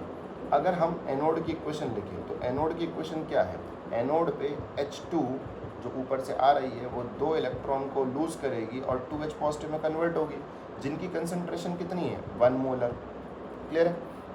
और इधर कैथोड पे जो 2H पॉजिटिव आयंस हैं सॉल्यूशन के अंदर वो 2 इलेक्ट्रॉन को गेन करेंगे और अपने आप को किस में कन्वर्ट करेंगे, H2 पे। क्या बात समझते हो। क्लियर है। और ये भी 1 atm प्रेशर पे है और ये भी 1 atm प्रेशर पे है। क्लियर है। और यहाँ पे कितना है concentration, 2 molar. Got it, initial. अब ओवरऑल इक्वेशन में क्या होगा, ये और ये तो कट जाएंगे, यहाँ पे एनोड पे यहाँ माइनस आएगा, माई मिस्टेक। तो H2 माइनस 2 इलेक्ट्रॉन होगा, प्लस नहीं होगा, माइनस होगा। ठीक है। और यहाँ पे प्लस होगा क्योंकि ये 2 इलेक्ट्रॉन को गेन करेंगे। तो एनोड पे ऑक्सीडेशन होती है, बोले तो लूजिंग ऑफ इलेक्ट्रॉन, तो यहाँ माइनस आना था, गलती से वो प्लस लिख दिया था। ठीक है। तो H2 minus 2 electrons gives us 2H positive ion और 2H positive plus 2 electron gives us H2। Got it. अब इन दोनों को ऐड करोगे तो ये दोनों तो कैंसिल आउट हो जाएंगे। क्लियर है, क्योंकि प्लस माइनस ऐड होकर खत्म हो गए। तो लेफ्ट हैंड साइड पे क्या आ जाएगा, H2 plus 2H positive gives us 2H positive plus H2। ये 1 atm पे है, ये भी 1 atm पे है, ये 2 मोलर है और ये 1 मोलर है। क्लियर है। तो ये दोनों तो कट जाएंगे क्योंकि सेम प्रेशर पे और चीज़ भी सेम है, बट ये नहीं कट पाएंगे ना क्योंकि इसकी कंसंट्रेशन अलग है और इसकी कंसंट्रेशन अलग है। तो इसका QC क्या आएगा, प्रोडक्ट में कौन है वो, तो इसका मतलब H पॉजिटिव का स्क्वायर, क्योंकि वो 2 है स्टोइचियोमेट्रिक कोएफिशिएंट, और यहाँ क्या आएगा, H पॉजिटिव का बेसिकली स्क्वायर। ठीक है। अब ये H पॉजिटिव कौन सा है, ये है आपका ये वाला, बोले तो एनोड वाला, और ये आपका H पॉजिटिव कौन सा वाला है, ठीक है, कैथोड वाला। ठीक है। तो इसका मतलब अगर हम इसका पूरा का पूरा QC निकालें तो QC क्या आ रहा है, QC आ रहा है बोले तो इसकी 1 मोलर की स्क्वायर अपॉन में 2 मोलर का स्क्वायर, बोले तो 1/4 आ गया दोबारा। Got it. क्लियर है। तो इस तरीके से डन। तो ये आपको समझ आ गया होगा। तो कंसंट्रेशन सेल्स का मतलब होता है या तो प्रेशर सेम कंसंट्रेशन डिफरेंट, या तो कंसंट्रेशन सेम प्रेशर डिफरेंट। तो इस तरीके से। और इनका ई नॉट सेल कितना होता है, 0। एन फैक्टर कितना हो गया इसका, 2। QC कितना आ गया, इस तरीके से आपने निकालना सीख लिया। Got it. क्लियर है। ये थोड़ा ध्यान रखने का इंपॉर्टेंट होगा। ठीक है, चलते हैं। तो ई नॉट सेल की इंपॉर्टेंस क्या है वो आपको ये बताता है, कनेक्शन सही है या नहीं है, और नस्ट इक्वेशन में वैल्यू कैसे पुट करनी है ये भी आपको समझ आ गया होगा। ओवरऑल इक्वेशन कैसे लिखते हैं, और बेसिकली ई नॉट जो होता है वो आपका बेसिकली इंटेंसिव प्रॉपर्टी होती है, ये भी आपको ध्यान रखना है। अब हम बात करते हैं ई सेल के बारे में। क्लियर है। ई सेल जो होता है वो बेसिकली क्या है, E naught cell minus 0.059 upon में n log QC। QC खुद क्या है, concentration of product raise to the power of stoichiometric coefficient upon में कंसंट्रेशन ऑफ रिएक्टेंट की power stoichiometric coefficient. Got it. जैसे इक्विलिब्रियम में आपको पढ़ाया था कि ना, ये लॉग है। अब ई सेल जो होता है बोले तो सेल पोटेंशियल, बोले तो EMF, ये खुद भी इंटेंसिव होता है। मतलब ये भी अमाउंट के साथ डिपेंड नहीं करता है। मतलब आपके बीकर में 2 मोलर है, 3 मोलर है, 4 मोलर है, उससे तो फ़र्क पड़ेगा, बट 2 मोलर वाला कितना है, 4 मोलर वाला कितना है, उससे तो फ़र्क पड़ ही नहीं रहा, क्योंकि यहाँ तो कंसंट्रेशन का पावर आता है 2, मतलब स्टोइचियोमेट्रिक कोएफिशिएंट, वॉल्यूम की पावर थोड़ी आता है। तो अमाउंट से तो फ़र्क नहीं पड़ रहा ना, मोलैरिटी से फ़र्क पड़ रहा है, अमाउंट से फ़र्क नहीं पड़ रहा है। क्लियर है। जो वॉल्यूम बेसिकली आप ले रहे हो उसके अंदर की मोलैरिटी तो फिक्स ही है, तो बेसिकली मोलैरिटी खुद एक इंटेंसिव प्रॉपर्टी है। तो बेसिकली उसी वजह से जो ई सेल भी है वो भी क्या है, आपकी एक इंटेंसिव प्रॉपर्टी, ये ध्यान रखना। तो इसका मतलब जैसे हम टाइम के साथ आगे बढ़ेंगे तो जो CO2 पॉजिटिव वाला बीकर है, डीएनएल सेल को रेफरेंस ले रहा हूँ, CO2 पॉजिटिव वाला बीकर जो है उसमें CO2 पॉजिटिव की कंसंट्रेशन क्या होगी, बेसिकली धीरे धीरे क्या हो जाएगी, कम हो जाएगी, और इसमें Zn2 पॉजिटिव की जो कंसंट्रेशन है धीरे धीरे क्या हो जाएगी, बढ़ जाएगी। क्लियर है, पॉइंट आ रहा है समझ। तो क्योंकि कंसंट्रेशन चेंज हो जाएगी, बोले तो मोलैरिटी चेंज हो जाएगी सॉल्यूशन की, इसी वजह से जो सेल का आउटपुट है वो जो होगा चेंज होगा। क्या बात समझते हो, ई नॉट सेल तो चेंज नहीं होगा, आउटपुट चेंज हो जाएगा क्योंकि वो कंसंट्रेशन पे डिपेंड करता है, पर अमाउंट पे डिपेंड नहीं है। क्या बात समझते हो, मतलब जो वॉल्यूम है भाई, वॉल्यूम वो तो उतनी रहेगी ना, उसके अंदर आयंस का ही तो रेशो ऊपर नीचे होगा, वॉल्यूम जो ओवरऑल है वो तो क्या रहेगी, सेम। क्योंकि अगर कुछ आयंस बढ़ रहे हैं, कुछ आयंस अगर बढ़ रहे हैं तो बेसिकली वॉल्यूम जो ओवरऑल वॉल्यूम है उस पर कोई फ़र्क नहीं आ रहा है। पॉइंट आ रहा है समझ, ये ज़रूर ध्यान रखने का है। तो ई सेल जो होता है वो आपका क्या होता है, वो भी इंटेंसिव होता है, एक्सटेंसिव नहीं होता है, ये ध्यान रखने का। तो अब हम ये बेसिकली पढ़ेंगे कि ये जो इक्वेशन है ये बेसिकली आई कहाँ से, क्योंकि इस इक्वेशन के अंदर वैल्यू पुट करना तो हमें आ गया, ठीक है। आई होप सो ये क्लियर हो कि ई सेल हम निकालते कैसे हैं, ऐसे E naught cell cathode minus anode होता है SRP के टर्म्स में, 0.059 है, एन फैक्टर आपको किसी भी इक्वेशन का निकालना आता ही है, जो number of electron overall transfer हुए उस रिएक्शन में, ठीक है, एक इक्वेशन के लिए, ठीक है। लॉग होता है, प्रोडक्ट जो होता है राइट हैंड साइड आता है, और कौन सी चीज़ें आती हैं, या तो गैसेस चीज़ें आएंगी, मतलब पार्शियल प्रेशर्स आएंगे, या तो बेसिकली क्या आएंगे हमारे पास एक्वस सॉल्यूशंस, ठीक है, और रेज टू द पावर क्या होंगे, स्टोइचियोमेट्रिक कोफिशिएंट, ठीक है। और नीचे रिएक्टेंट आता है, और रिएक्टेंट बेसिकली क्या है आपका जो है वो लेफ्ट हैंड साइड में आता है, और उसमें भी एक्वस, और कौन सी चीज़ें लेनी है आपको, गैसियस पार्शियल प्रेशर लेना है, या तो एक्वस सॉल्यूशन की मोलैरिटी लेनी है, ठीक है, डन। और दूसरा ये है कि सॉलिड को और जो प्योर लिक्विड होता है उनका जो एक्टिव मास है वो वन अज्यूम करके चलते हैं, ठीक है, एक कांस्टेंट मान के चलते हैं। फिर ई सेल जो होता है वो भी इंटेंसिव प्रॉपर्टी, मतलब अमाउंट के साथ वेरी नहीं करता है, मतलब बीकर में कितना आपने लिया है, कंसंट्रेशन कितना लिया है उस पर तो मैटर कर रहा है, बट कंसंट्रेशन के साथ कितना अमाउंट लिया है उसके ऊपर डिपेंड नहीं कर रहा। तो दोनों बीकर में अगर 3 मोलर का सोल्यूशन है, और 3 मोलर का एक में 100 मिलीलीटर है और एक में 200 मिलीलीटर है, तो जो आपका आउटपुट आएगा वो अगर इमेजिन करिए कि आप उसका 200 को 300 ले लेते, 300 को 400 ले लेते, तो भी बात वही पड़ती। क्या बात समझते हो, बट सेल जो है ज़्यादा देर के लिए काम करता। पॉइंट आया समझ। तो मोलैरिटी के साथ बेसिकली क्या करता है, ये वेरी करता है, बट अमाउंट के साथ वेरी नहीं कर रहा, ठीक है। और मोलैरिटी खुद अमाउंट पे डिपेंडेंट नहीं होती है। आई होप सो ये क्लियर हो, ठीक है। तो ई सेल जो है, ई सेल भी इंटेंसिव है, और ई नॉट सेल तो है ही इंटेंसिव, वो तो अमाउंट पे डिपेंड नहीं कर रही, रॉड की विड्थ या रॉड का लेंथ पे डिपेंड नहीं कर रही, और जो डब्बे में आपका सॉल्यूशन है उसकी मोलैरिटी पे तो डिपेंड कर रही है, बट किस पे डिपेंड नहीं कर रही है, अमाउंट पे। क्लियर है, और वो उन दोनों चीज़ों के ऊपर डिपेंडेंट है। क्लियर है, मोलैरिटी पे डिपेंड का मतलब बेसिकली जो Zn2 पॉजिटिव आयंस है और Zn के बीच में जो पोटेंशियल है पूरा है, वो एक्चुअली में वो तो Zn2 पॉजिटिव की मोलैरिटी क्या है सोल्यूशन के अंदर, उसके अंदर भी बेसिकली वो नहीं हो रही, डिपेंडेंट नहीं हो रही। तो ये तो बिल्कुल ही क्लियर है, पीछे बता दिया, उसको बेसिकली क्लियर कर लेना। तो ई नॉट सेल बेसिकली क्या है, पूरा का पूरा इंटेंसिव, ई सेल भी क्या है, इंटेंसिव। क्लियर है, और ये सब चीज़ें आपको निकालनी आ गई, ठीक है। चलते हैं आगे। अब हमारा मेन मोटिव है कि ये आया कहाँ से इक्वेशन, मतलब थोड़ा सा हम डेरिवेशन पॉइंट ऑफ व्यू पे जा रहे हैं। क्लियर है, तो लेट्स गो कि ये इक्वेशन कहाँ से आती है, ठीक है। तो थर्मोडायनेमिक्स में बेसिकली क्या होता है कि थर्मोडायनेमिक्स में हम जा रहे हैं। थर्मोडायनेमिक्स में हमने क्या देखते हैं कि थर्मोडायनेमिक्स में there is a relation called delta ji equals to delta ji not plus RT ln QC। This is a relation from which we have picked from thermodynamics। तो डेल्टा जी क्या होता है, गिव्स फ्री एनर्जी चेंज, स्टैंडर्ड गिव्स free energy change, और R gas constant है, T temperature है, और ln QC है, ln नेचुरल लॉग है, और QC रिएक्शन कोएफिशिएंट है, ठीक है। और डेल्टा जी जो होता है वो माइनस NF ई सेल के बराबर होता है, और डेल्टा जी नॉट जो होता है वो minus NF E naught cell के बराबर होगा।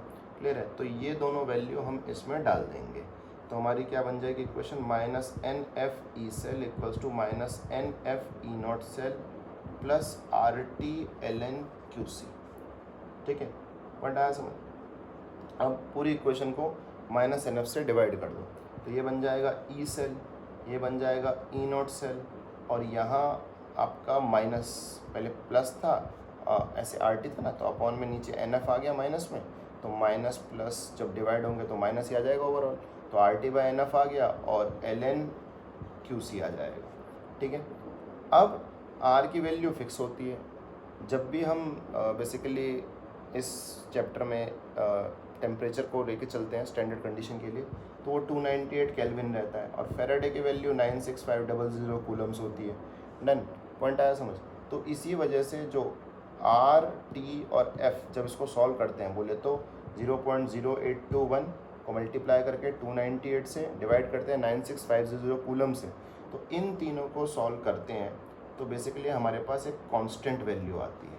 क्लियर है, पॉइंट आया समझ, जो आप मल्टीप्लाई करके भी दे सकते हैं। अब एल एन को जब हम 2.303 log 10 लिख देते हैं, तो जब वो जो कांस्टेंट आया जो किससे सॉल्व करके आया, आर टी और एफ से सॉल्व करके आया, उसको जब हम 2.303 से मल्टीप्लाई कर देते हैं तब हमारे पास आता है 0.059। क्लियर है, तो इस तरीके से हमारी ये इक्वेशन बनती है। तो आप 0.059 कहाँ से पा रहे हैं, आर टी अपॉन में एफ इंटू में 2.303, इसको सॉल्व करने से आपका क्या आ रहा है 0.059 करके भी दे सकते हैं। आर की वैल्यू 0.0821 रख देना, टी की वैल्यू 298 रख देना, 2.303 रख देना एल एन को लॉग में चेंज करने के लिए, और एफ 96500 कूलम्स मतलब ये रख देना, तो अपने आप आ जाएगा। क्लियर है, पॉइंट आया समझ।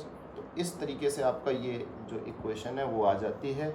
आई होप सो ये क्वेश्चन कैसा ही आपको समझ आ गया होगा। ठीक है, डन। अब थोड़ा इस क्वेश्चन के बारे में और जान लेते हैं कि ये कैसे कैसे हमको मदद कर सकती है।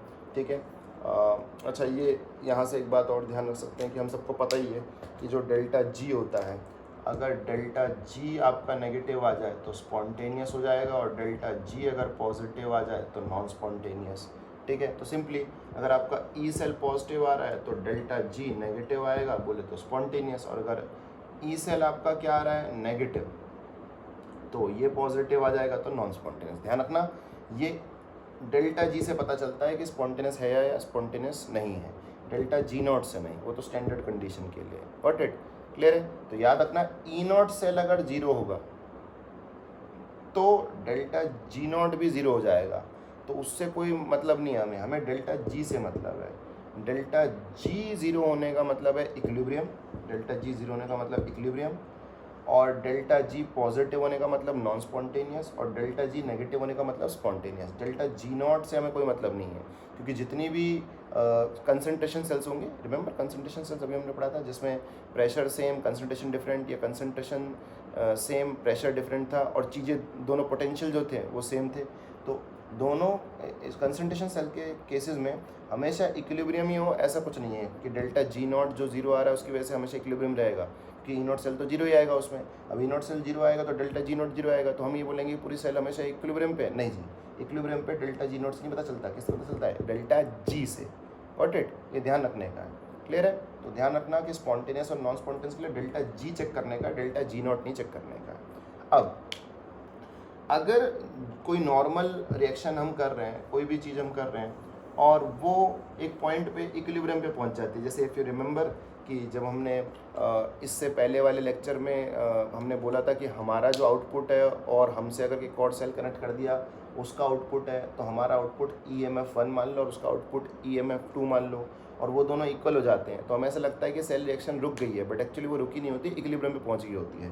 क्या बात समझते हो? तो इसका मतलब अगर ये गलती से जो भी हम नेक्स्ट इक्वेशन लिखेंगे या जो भी हम प्रोसेस पढ़ रहे हैं उस प्रोसेस में अगर हम गलती से चले जाते हैं और बोल देता है वो कि एट इक्विलिब्रियम, तो इक्विलिब्रियम पे सबसे पहले आपको ध्यान होना चाहिए कि डेल्टा जी जीरो होता है। तो अगर डेल्टा जी जीरो हो गया तो ये भाई साहब ख़त्म हो गए, तो यहाँ ज़ीरो आ गया, तो ये आ गया delta G not plus RT ln QC की जगह क्या जाएगा, KC, क्योंकि इक्विलिब्रियम पे QC को क्या बोलते हैं, KC। ध्यान रखना, उसके अंदर का सामान तो चेंज नहीं हुआ है, बट सिचुएशन की वजह से नाम जो है वो क्या हो गया है, डिफरेंट हो गया है, चेंज हो गया है। क्लियर है? तो हमारी इक्वेशन ये वाली ऐसे बन जाएगी। तो अब डेल्टा जी नॉट को इधर फेंक देंगे, तो ये डेल्टा जी नॉट इधर आएगा तो माइनस में आ जाएगा, और ये आर टी एल एन के सी हो जाएगा। ये माइनस को इधर फेंक दो, तो अब इसको ओपन कर देंगे तो 2.303 आर टी लॉग के सी आ जाएगा, बोले तो 10 वाला, और ये वैल्यू आ जाएगी डेल्टा जी नॉट। क्या बात समझते हो? क्लियर है? इस तरीके से। तो ये फॉर्मूला भी आपने पहले दे रखा होगा, थर्मोडायनेमिक्स में ड्राइव होता है, ड्राइव का मतलब बताते हैं, ठीक है। अब इसके आगे और चलते हैं तो और पढ़ लेते हैं। तो ये क्वेश्चन निकल गई, तो इससे और क्या निकाल सकते हैं भाई? डेल्टा जी नॉट क्या होता है? Minus N F E naught cell.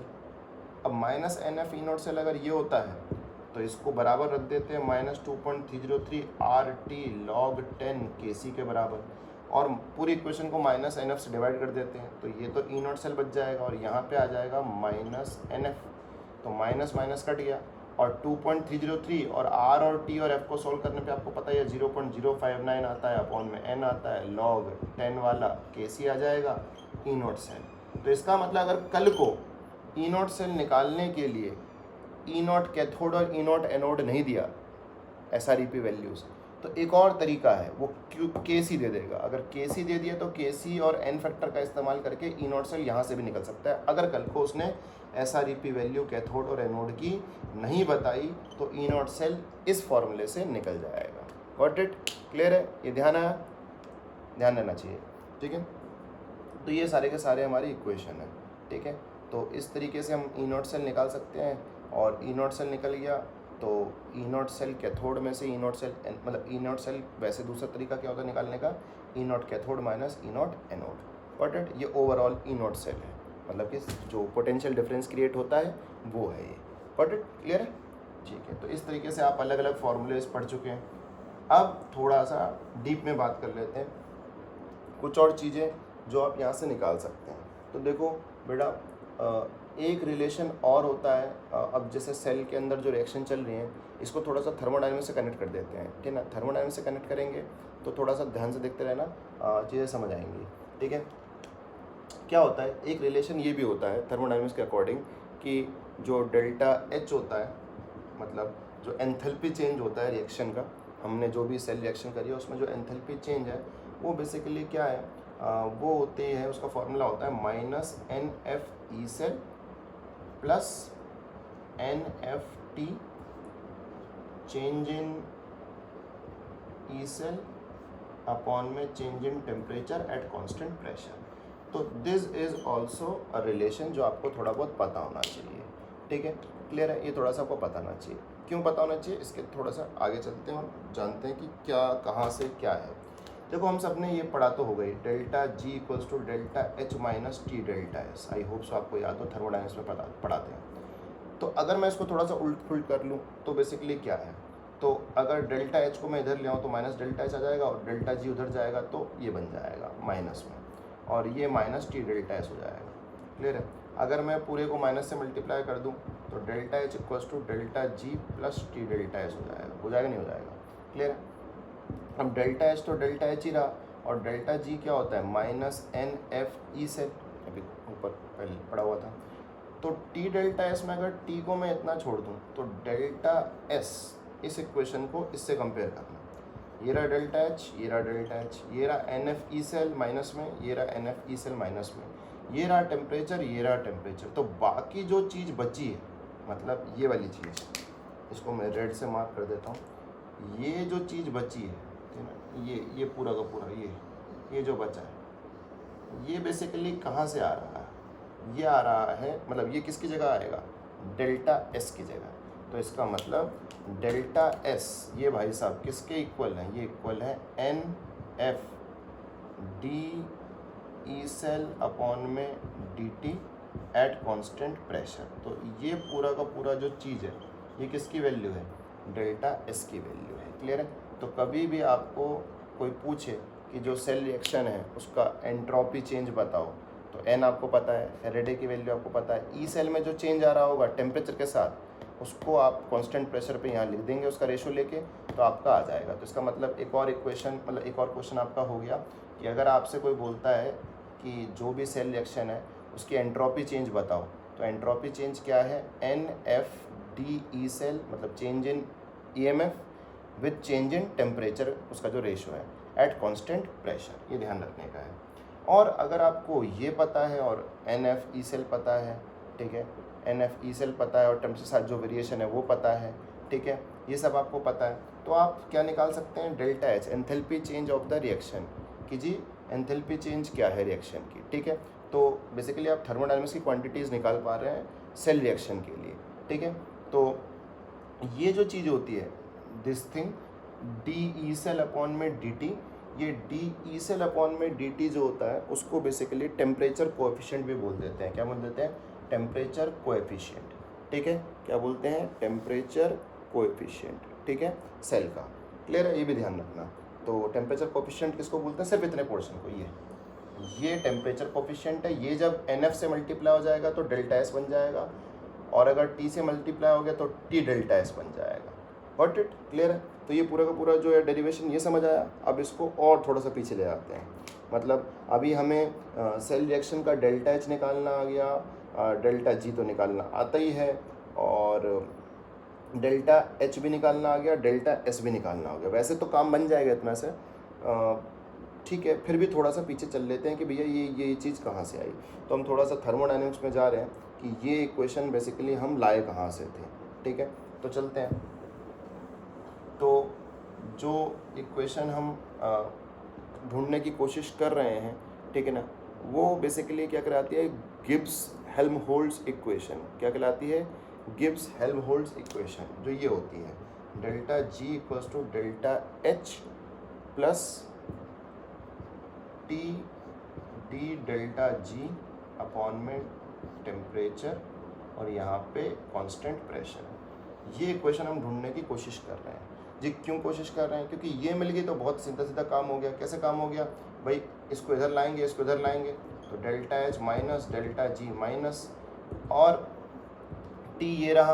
अब डी डेल्टा जी क्या होता है, minus N F E cell, तो मतलब कि डी लिखा हुआ है उसके अंदर आ जाएगा minus N F E cell आ जाएगा, अपॉन में डी टी आ जाएगा, और ये पूरा किस पे है, कांस्टेंट प्रेशर पे। अब जो माइनस डेल्टा एच है माइनस डेल्टा जी है, और ये माइनस बाहर आ जाएगा, तो माइनस माइनस और एन एफ कॉन्स्टेंट है तो वो भी, उसकी भी डिफ्रेंशिएशन नहीं होगी, क्योंकि डिफ्रेंशिएशन तो सिर्फ उसकी होती है ना जो वेरिएबल होता है। तो एन ऑफ एफ तो कांस्टेंट है, तो माइनस एन एफ बाहर आ गया, तो ये वाला प्लस और ये वाला माइनस, माइनस एन एफ हो गया, और टेम्परेचर ये वाला तो बाहर कांस्टेंट ही है, और अंदर आ गया डी ई सेल अपॉन में D T at constant pressure. और माइनस से आपने अगर काट दिया तो ये माइनस और ये माइनस कट गया तो प्लस आ गया।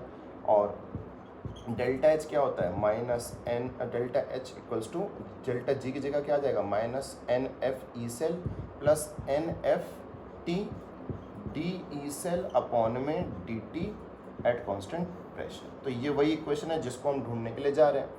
तो मतलब अगर किसी को ये आ गई तो यहाँ तक पहुँच जाएगा इस डेरिवेशन का इस्तेमाल करता हुआ। इस यहाँ से यहाँ पहुँचने के लिए कुछ नहीं किया है, बस डी डेल्टा जी में डेल्टा जी की जगह एन एफ ई सेल तो डाला है माइनस का, आ गया अपने आप, ठीक है।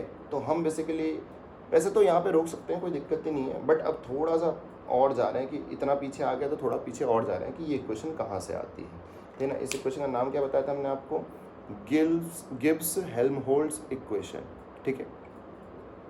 तो चलते हैं थोड़ा सा थर्मोडायनामिक्स का राउंड मार के आते हैं। हालांकि ये हमारे लिए इंपॉर्टेंट नहीं है, जेई वेई के टॉपिक से रिलेटेड है। हमारे लिए का मतलब स्टूडेंट्स जो होते हैं बहुत हाई लेवल पे ही ये क्वेश्चन इतना रिलेट हो पाता है, अदरवाइज़ नॉर्मल इलेक्ट्रोकेमिस्ट्री में तो बहुत नीचे ख़त्म हो जाता है, ठीक है। तो जेई वेई के लिए हमारे लिए इम्पॉर्टेंट है, ठीक है ना, नीट वेट के लिए इतना इम्पॉर्टेंट नहीं है, ठीक है। तो यहाँ पे क्या होता है, मेंस पे नहीं, एडवांस में आता है।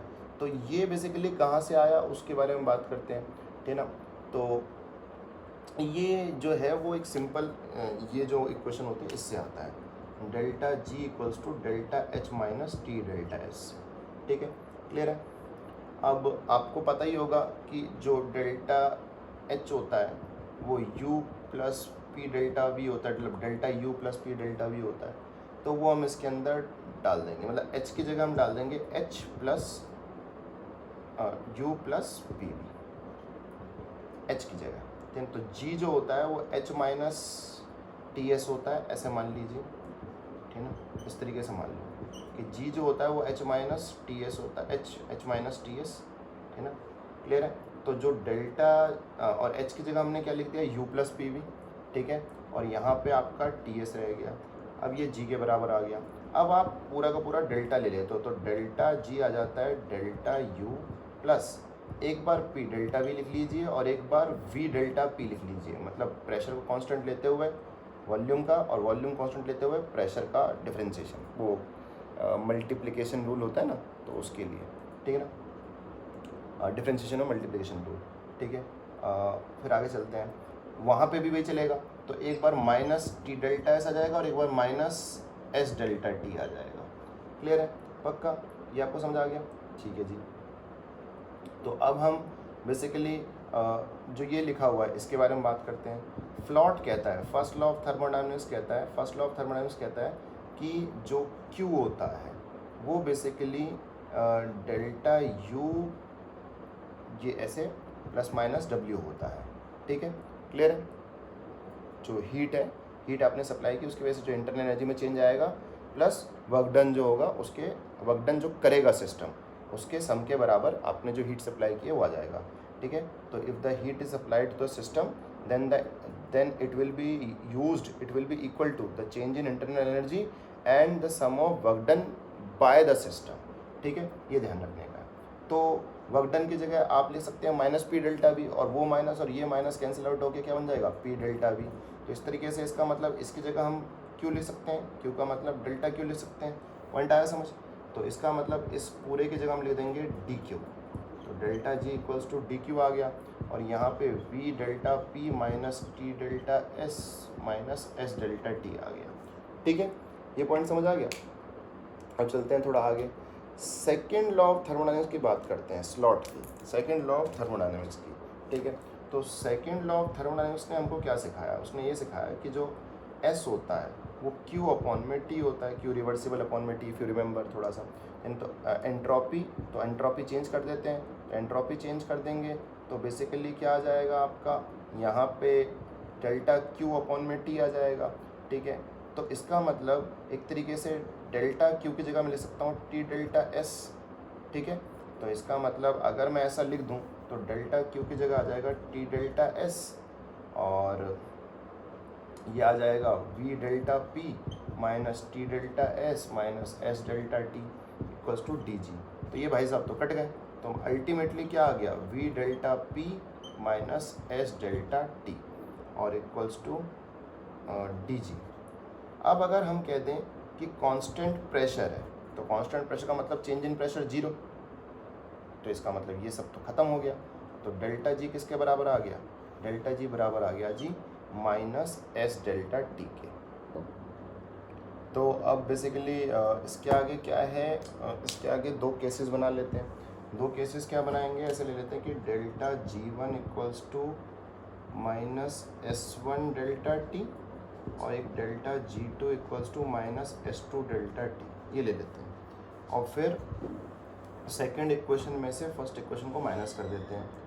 तो बेसिकली जब हम माइनस करेंगे तो डी डेल्टा जी आ जाएगा, मतलब डेल्टा जी में जो डिफरेंस आएगा, और यहाँ इसमें से जब उसको माइनस करेंगे तो डेल्टा टी तो कॉमन आ जाएगा, तो डेल्टा टी तो कॉमन आ गया, ठीक है, इसमें से इसको माइनस किया तो ये प्लस हो गया माइनस हो गया, तो बेसिकली यहाँ डेल्टा एस आ गया S one minus S two, ठीक है, क्योंकि माइनस एस टू में से माइनस एस वन करेंगे तो वो प्लस हो जाएगा, ये माइनस हो जाएगा, तो उसको डेल्टा एस बोल दिया। क्लियर है, पॉइंट आया समझ। तो इस तरीके से जो साइन आएगा, क्योंकि हम तो फाइनल माइनस इनिशियल लेते हैं, तो यहाँ माइनस का साइन आ जाएगा, फाइनल माइनस इनिशियल कर रहे हैं ना, तो एक्चुअली में S2 माइनस S1 अगर हम कर रहे हैं तो बेसिकली वो माइनस ही आ रहा है, क्योंकि S1 माइनस S2 प्लस आ रहा है ना, तो ये माइनस डेल्टा एस। तो यहाँ से जो डेल्टा एस की वैल्यू है minus d delta G upon में डेल्टा टी आ जाएगी। क्या बात समझते हो, ठीक है, ये आ गया तो बन गई बात, क्योंकि डेल्टा जी होता है delta H minus T delta s, और डेल्टा एस की जगह हम वैल्यू डाल रहे हैं ये, that is minus d delta g और delta t at constant pressure. Constant pressure तो चल ही रहा है भाई, रिलेशन ही कांस्टेंट प्रेशर से आया था। इफ़ यू रिमेंबर, ये जब रिलेशन निकला था तो उससे पहले जो वी डेल्टा पी था उसमें डेल्टा पी ज़ीरो हुआ था क्योंकि कांस्टेंट प्रेशर था। तो हम ये माइनस और ये वाला माइनस प्लस कर देते हैं और सीधा क्वेश्चन पहुँच गए। यही तो चाहिए था हमें, मिल गया हमें। तो this is the whole derivation जो हमें पता होनी चाहिए थी। मतलब पता है तो बहुत ही बढ़िया, इस लाइक दोनों चैप्टर रिलेट हो जाएंगे आपस में, ठीक है, क्लियर है। तो अगर हम किसी भी डेनियल सेल या गैल्वेनिक सेल के आउटपुट को ईएमएफ को निकालना चाहते हो तो उसके लिए हमें नर्स्ट इक्वेशन की ज़रूरत पड़ेगी। और नर्स्ट इक्वेशन को कैसे कैसे सॉल्व करते हैं, उसमें क्या क्या वैल्यूज़ पड़ती हैं, क्या क्या चीज़ें हैं, वो सब चीज़ें इस लेक्चर में डिस्क्राइब की गई हैं। ई नॉट सेल, इंटेंसिव, एक्सटेंसिव, वो बारे में बात की है। डेल्टा जी जिसके बारे में हम बात कर रहे हैं, डेल्टा जी खुद एक्सटेंसिव होता है, ये अमाउंट पे डिपेंडेंट होता है, तो ये भी ध्यान रखने वाली बात है, क्लियर है। तो ये थोड़ा ध्यान रखना कि डेल्टा जी जो होता है वो एक्सटेंसिव होता है, जबकि ई नॉट सेल और ई सेल जो होते हैं वो इंटेंसिव प्रॉपर्टी होते हैं। गॉट इट, ये ध्यान रखने का है, क्लियर है। अच्छा, एक चीज़ और इसमें अगर हम चाहें तो जोड़ सकते हैं इस टॉपिक से रिलेटेड कि हाँ कुछ क्वेश्चंस ना ऐसे होते हैं, लेट अस सपोज उसमें कुछ ऐसा सा बता रखा होता है कि Cu2 पॉजिटिव से Cu जाने का ई नॉट जो है वो आपको बता दिया जैसे 0.34, लेट अस सपोज ऐसे ही बोल रहा हूँ, ठीक है। और Cu पॉजिटिव से Cu जाने का बोल दिया 0.23, let us suppose, I don't know, ठीक है। तो आपसे पूछेंगे कि Cu2 पॉजिटिव से Cu पॉजिटिव जाने का बताओ ई नॉट। तो बच्चे क्या करते हैं भाई, 2 से 0 जाने का 0.34 है और 1 से 0 जाने का ये है, तो 2 से 0 जाने का जो है वो ये रूट है और 1 से 0 जाने का ये रूट है, तो इस रूट में से ये माइनस कर दो, 2 से 1 आने का आ जाएगा। मतलब वो डायरेक्ट क्या करते हैं, इसमें से ये माइनस करते हैं, पर वो आप कर नहीं सकते। क्यों नहीं कर सकते जी? क्यों? क्योंकि इसका एन फैक्टर कितना है 2 और इसका एन फैक्टर कितना है 1। तो सबसे पहले तो रूट बना लो। रूट तो आपने सही बनाया कि भाई अगर हमें 2 से 0 जाना है तो ये है, और अगर 1 से 0 जाना है तो ये है। तो अगर हम इसमें से इसको माइनस कर देंगे तो 0 0 तो ख़त्म हो जाएगा और 2 में से 1 पहुंच जाएंगे जो हमें जाना है। तो रूट तो सही बनाया है कि एक्चुअली में जो फर्स्ट केस है और जो सेकंड केस है और थर्ड केस है उसमें 1 - 2 करने से 3 आ जाएगा।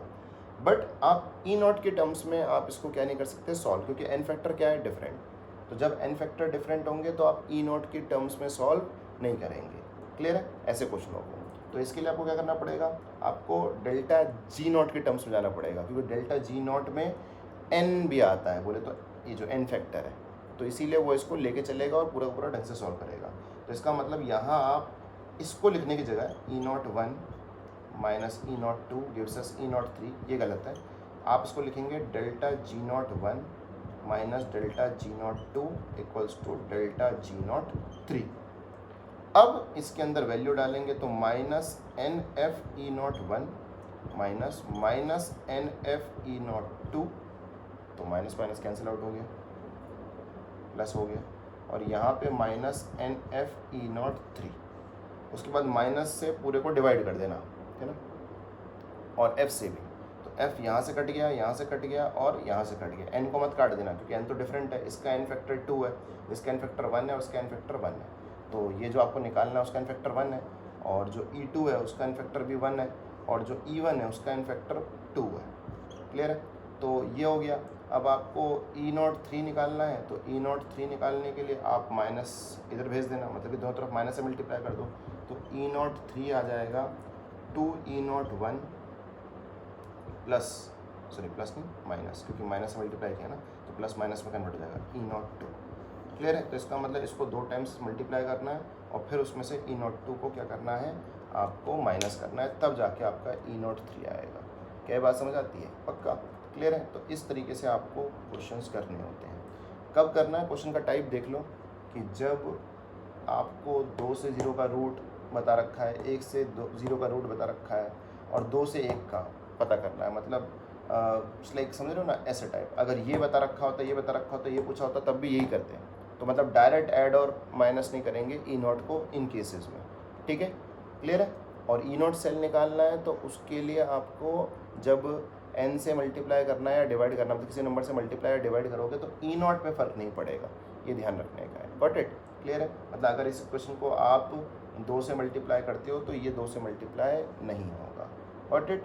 डेल्टा जी नॉट के टर्म्स में सॉल्व करोगे तो आएगा वो, क्लियर है, ये ध्यान रखने का है, ठीक है। तो ये वाला टाइप का क्वेश्चन भी आता है, ठीक है, ऐसा टाइप का क्वेश्चन भी आपको मिलेंगे, ठीक है। तो पूरा का पूरा हमने नर्स्ट इक्वेशन को छान मारा। तो नर्स्ट इक्वेशन से बेसिकली हमने ईएमएफ ऑफ द सेल निकालना सीखा, डेल्टा एच निकालना सीख लिया है गिब्स हेल्महोल्ट्ज रिएक्शन से, और डेल्टा जी निकालना आ गया है हमको, और बेसिकली ई नॉट भी निकालना आ गया। ई नॉट को हम दो तरीक़ों से निकाल सकते हैं, या तो के सी की वैल्यू पता हो तो हम निकाल लेंगे, या तो बेसिकली किसकी वैल्यू पता हो, ई नॉट कैथोड और ई नॉट एनोड की SREP वैल्यू पता हो तो भी हम निकाल सकते हैं, ठीक है।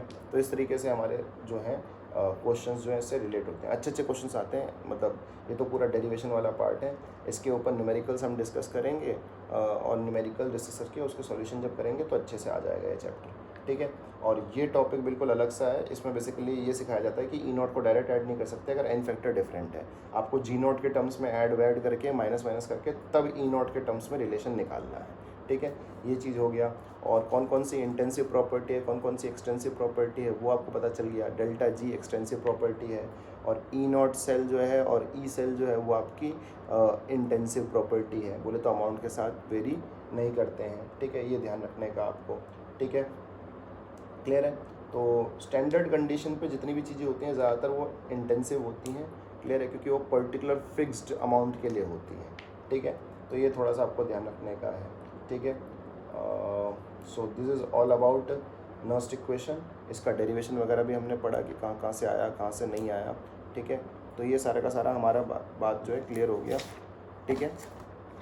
अब नेक्स्ट जो लेक्चर है उसमें हम बेसिकली अलग अलग टाइप ऑफ इलेक्ट्रोड्स के बारे में पढ़ेंगे, और कुछ स्पेशल टॉपिक भी पढ़ेंगे जैसे लिक्विड जंक्शन पोटेंशियल, और डिफरेंट टाइप के इलेक्ट्रोड्स के बारे में पढ़ेंगे, ठीक है। और कुछ भी अगर टॉपिक स्पेशल रहा तो उससे रिलेट कर देंगे, जैसे कि एक टॉपिक इसमें है कंडक्टोमेट्रिक टाइट्रेशन का, वो भी जोड़ सकते हैं। सॉल्युबिलिटी प्रोडक्ट से भी थोड़ा बहुत जोड़ सकते हैं लेक्चर को, ठीक है। तो वो इक्विलिब्रियम का छोटे छोटे टॉपिक जो है उनसे जोड़ सकते हैं। तो अगला लेक्चर जो होगा वो थोड़ा सा मतलब वो वाला पोर्शन होगा जो बेसिकली अच्छे क्वेश्चन बनाने के लिए इस्तेमाल होता है, नॉर्मल क्वेश्चन बनाने के लिए। और बट सच्चाई ये है कि ज़्यादातर आते कौन से टॉपिक है, ये वाले जो नॉर्मल क्वेश्चन से रिलेटेड होते हैं, ना कि बहुत ही टफ क्वेश्चन से। सेल रिप्रेजेंटेशन भी हमने सीखी है, ठीक है, ये सब चीज़ें।